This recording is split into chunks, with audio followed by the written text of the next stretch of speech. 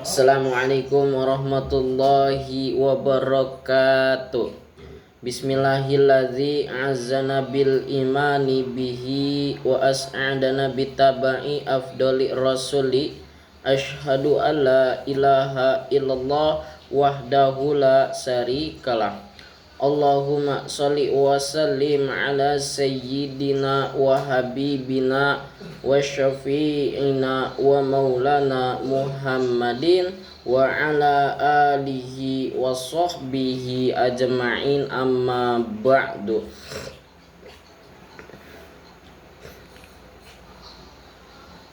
Qala rahmi sahli sadri wa yassir li amri wahlul 'uqdatam min lisani yafqahu qauli. Shadaqallahul aliyyul azim.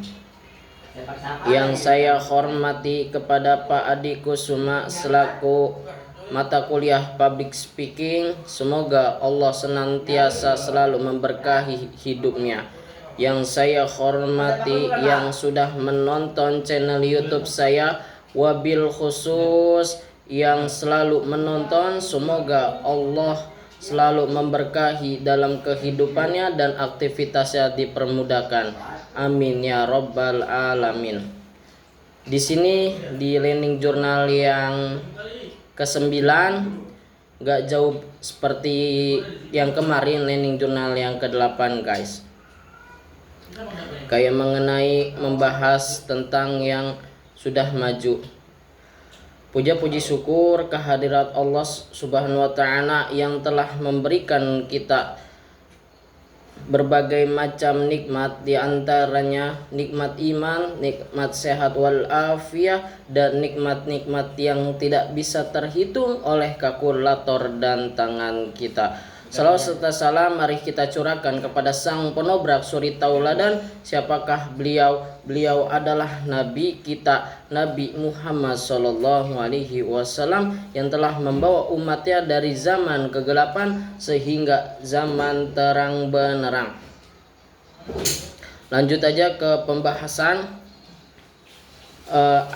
di mana ada 3 orang yang tampil untuk public speaking seperti Learning Journal yang ke-8, sekarang yang ke-9 guys. Yang pertama itu ngebahas tentang pentingnya kita membaca Al-Quran, karena Al-Quran itu adalah sebuah pedoman hidup kita. Al-Quran diturunkan oleh Allah melalui Nabi Muhammad. Nabi Muhammad mendapatkan perintah dari Allah Subhanahu wa taala atau mendapatkan wahyu dari Allah untuk menyempurnakan akhlak dan untuk membawa risalah yang Allah telah berikan kepada Nabi Muhammad.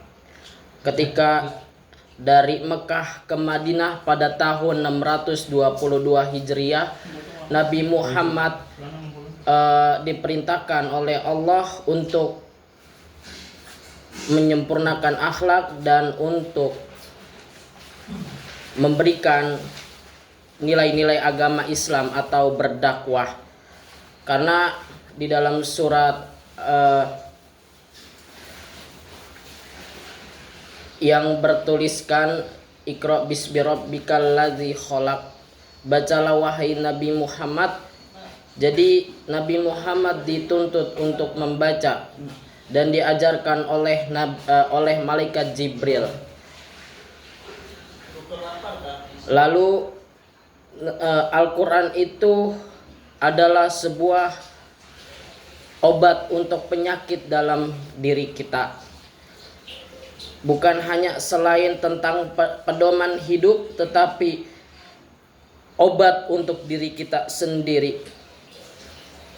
Karena sudah jelas Al-Quran tentang secara politik, ekonomi, dan ilmu alam ada di Al-Quran semua. Itu pembahasan yang pertama. Pembahasan yang kedua mengenai kita harus berani dari zona nyaman, keluar dari zona nyaman. Karena kenapa guys? Karena ketika kita sudah keluar dari zona nyaman, karena disitulah kompetensi kita akan kita melihat dari segi passion kita di mana, skill kita di mana, dan bakat kita di mana, bakal ketahuan ketika kita keluar dari zona nyaman. Karena zona nyaman inilah yang membuat kita untuk tidak mau berkembang, sehingga kita terlalu untuk malas untuk mengekspor skill-skill yang kita punya. Itu pembahasan yang kedua. Pembahasan yang ketiga tentang haid, guys.